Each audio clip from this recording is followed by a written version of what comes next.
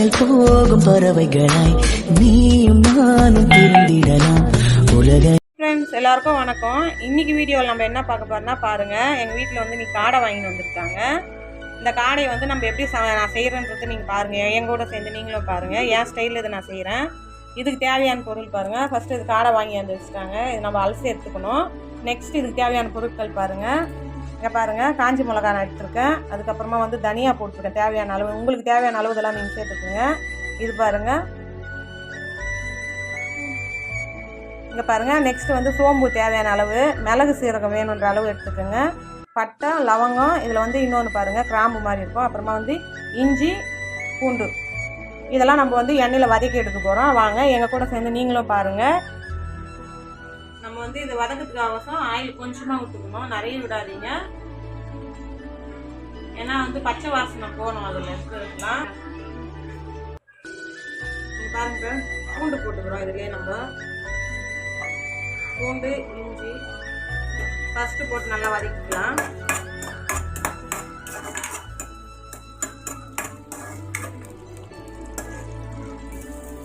இங்கே பாருங்கள், இப்போ வந்து இது வதங்கி லைட்டாக வதங்கணும். இப்போ நம்ம இந்த பொருளெல்லாம் சேர்த்துக்கணும். இப்போ மற்ற பொருளெல்லாம் நான் காஞ்சி மிளகா போட்டேன்.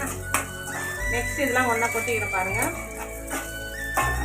இது நல்லா இப்போது வாசனை பச்சை வாசனை போகிற அளவுக்கு நம்ம வதக்கி எடுத்துக்கணும். வதக்கிட்டு நம்ம நல்லா இன்றைக்கி நான் அம்மியில் தான் அரைச்சி வைக்க போகிறேன். பாருங்கள், மிக்சிலாம் நான் அரைக்க மாட்டேன், அம்மியில் தான் அரைக்கிறேன்.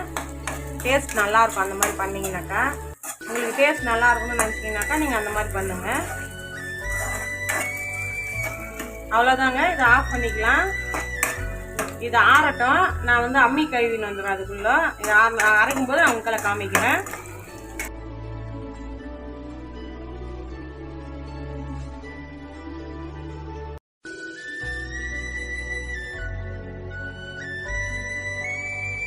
பாருங்க ஃப்ரெண்ட்ஸ், அரைச்சி ரெடி ஆகிடுச்சுது. பாருங்கள் எவ்வளோ நைஸாக இருக்குதுன்னு சொல்லிட்டு. இந்த மாதிரி நீங்களும் அரைச்சி வைங்க, அவ்வளோ டேஸ்ட்டாக இருக்கும். செஞ்சு பார்த்துட்டு எனக்கு சொல்லுங்கள் எப்படி இருக்குதுன்னு. நீங்கள் மிக்சியில் போட்டாலும் அந்த டேஸ்ட் வராது. இங்கே பாருங்க ஃப்ரெண்ட்ஸ், அரைச்சி நான் மசாலா எடுத்துட்டேன். ஆனால் இந்த தண்ணி வந்து நம்ம கழுவியை வேஸ்ட் பண்ணாமல் எடுத்துக்கணும். ஏன்னா அப்போ தான் நல்லா டேஸ்ட்டாக இருக்கும் அது. ஏன்னா இதில் மசாலாலாம் ஒட்டி இருக்கும். அதுக்கு தான் நம்ம ஃபஸ்ட்டே வந்து அம்மி நல்லா க்ளீன் பண்ணிட்டோம். நல்லா க்ளீன் பண்ணிட்டு இப்போ அரைச்சதுனால நம்மளுக்கு இது ஃப்ரெஷ்ஷாக தான் இருக்கும். ஃப்ரெண்ட்ஸ், இது நம்ம நல்லா கழுவி எடுத்துக்கணும். ஏன்னாக்கா வந்து அவங்க ஒன்றும் கொஞ்சமாக க்ளீன் பண்ணிடுவாங்க. இதில் வந்து முடியெல்லாம் 1-2 இருக்கும். நம்ம அந்த அவசர அவசரமாலாம் இது க்ளீன் கழுவிட்டு ஒன்றும் கொஞ்சமாக போடாதீங்க. இங்கே பாருங்கள், இது உள்ளே இருக்கிறதெல்லாம் எடுத்துக்கணும் நம்ம, அப்போ தான் கவுச்சி வாசனை வராது. இங்கே பாருங்கள், முடியெல்லாம் நம்ம எடுத்துக்கிறோம். இங்கே பாருங்கள், அந்த முடி பாருங்கள், தெரியுதுங்களா உங்களுக்கு? முடி இந்த மாதிரி இருக்கும். அதனால் நீங்கள் பொறுமையாக அதை க்ளீன் பண்ணி எடுத்துக்கோங்க. ஃபஸ்ட்டு இது நல்லா இங்கே பாருங்கள், இந்த கழுத்தான வந்து இந்த கொழுப்பு இருக்கும்.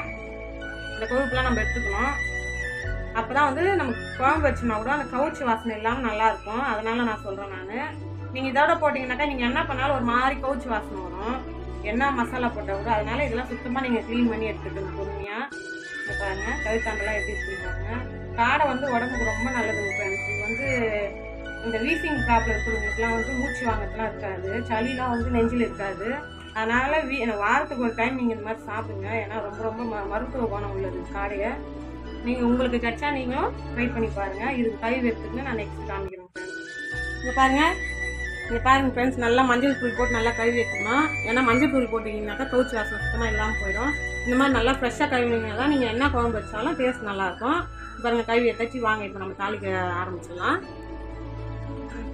பாருங்க ஃப்ரெண்ட்ஸ், இப்போ நம்ம வந்து இது வதக்கின கடாயில் தான் வச்சுக்கணும். ஏன்னா நம்ம வதக்க மட்டும் தான் இருக்கும், அதில் எண்ணெய் கொஞ்சம் இருக்குது.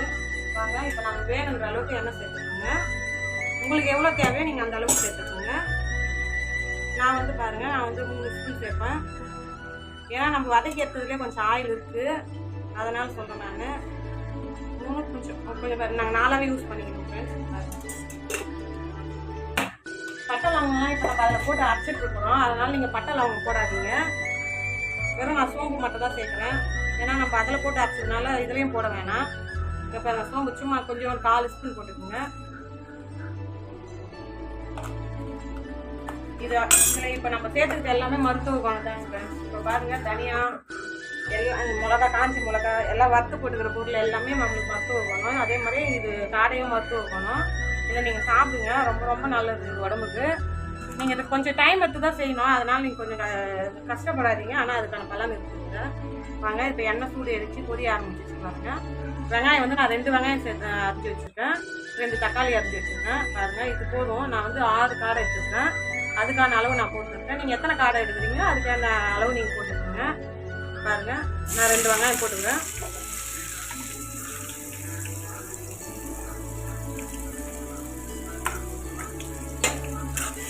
இதை நல்லா இப்போ வதக்கி எடுத்துக்கோங்க. இதை பாருங்கள் ஃப்ரெண்ட்ஸ், நல்லா வதக்கின்னு இருக்கேன் பாருங்கள், உங்களுக்கு தெரியுதுங்களா? வெங்காயம் அதே மாதிரியே நல்லா வதக்கிக்கோங்க, அரை குறையமாலாம் வதக்காதீங்க, ஏன்னா டேஸ்ட் அப்போ தான் நல்லாயிருக்கும். நீங்கள் வந்து கொஞ்சம் டைம் ஆகுதுன்னு சொல்லிட்டுலாம் இது பண்ணாதீங்க. வெங்காயம் தக்காளி நம்ம எவ்வளோ வதக்குறோமோ அவ்வளோதான் குழம்பு டேஸ்ட்டாக இருக்கும். நீங்கள் அதே ஃபாலோ பண்ணுங்கள். இங்கே பாருங்கள் ஃப்ரெண்ட்ஸ், நல்லா வதங்கிடுச்சு. இந்த அளவுக்கு நல்லா வதக்கிக்கோங்க. இப்போ வந்து நம்ம வேணுன்ற அளவுக்கு கறிவேப்பிலை போட்டுக்கணும். இங்கே பாருங்கள், நான் இந்த அளவுக்கு கறிவேப்பிலை எடுத்துருக்கேன் இன்றைக்கி. பாருங்கள் இதை நல்லா நம்ம வதக்கி கொடுத்துக்கணும். கொஞ்சம் நேரம் இது வந்து கறிவேப்பிலை எண்ணெயிலே வதங்கணும், அதுக்கப்புறம் தான் நம்ம தக்காளி சேர்க்கணும். இங்கே பாருங்கள் வதங்கிடுச்சு. இப்போ நம்ம தக்காளி இங்கே பாருங்கள் 2 தக்காளி நான் கட் பண்ணி வச்சுருக்கேன், நான் இப்போ அதில் சேர்த்துக்கிறேன்.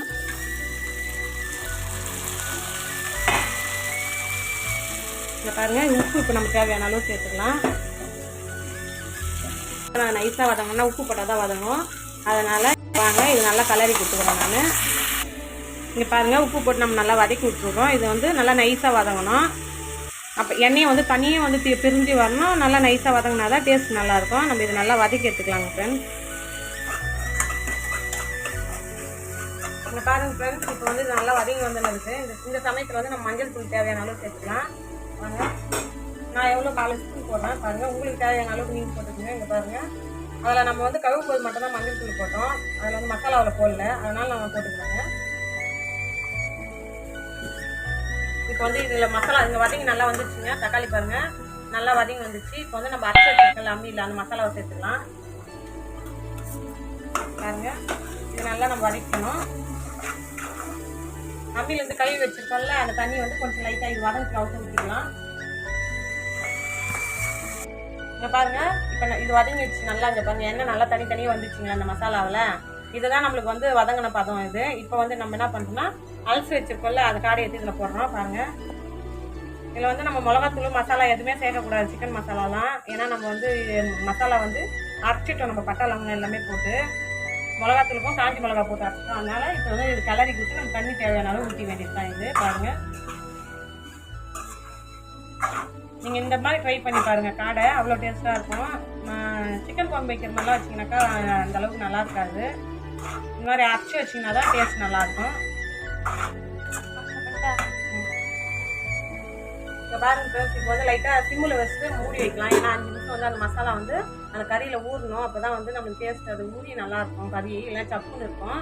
மூடி வச்சுக்கலாம். 5 நிமிஷம் போட்டு ஓப்பன் பண்ணலாம். பண்ணி வாங்க ஃப்ரெண்ட்ஸ், இப்போ ஓப்பன் பண்ணி பார்க்கலாம். இங்கே பாருங்கள் வதங்கி இருக்குங்களா, அது நல்லா கிளறி போட்டுக்கலாம்.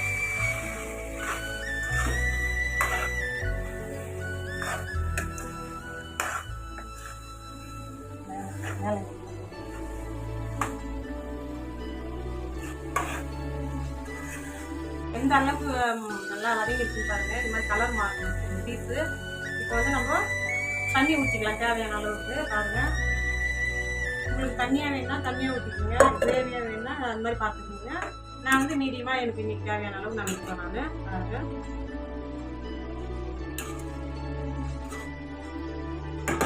இன்னும் கொஞ்சம் நான் தண்ணி ஊற்றிக்க போகிறேன். இங்கே பாருங்கள் வேணுன்ற அளவுக்கு நான் தண்ணி ஊற்றிக்கணும். ஏன்னா இது வந்து நல்லா கொதிச்சு வரணும், வேகணும்ல பீஸ்லாம், அதனால கொஞ்சம் தண்ணியாக இருக்குது. ஆனால் கொதிச்சு வந்ததுக்கப்புறம் சரியாக போயிடும்.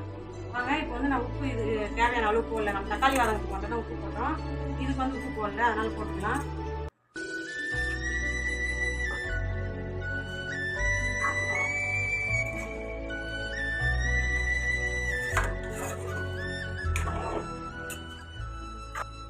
இங்கே பாருங்க ஃப்ரெண்ட்ஸ், இப்போ வந்து நம்ம தேவையான அளவு எல்லாம் ரெடி பண்ணுறோம். இப்போ தட்டு போட்டு மூடி வச்சுக்கலாம்.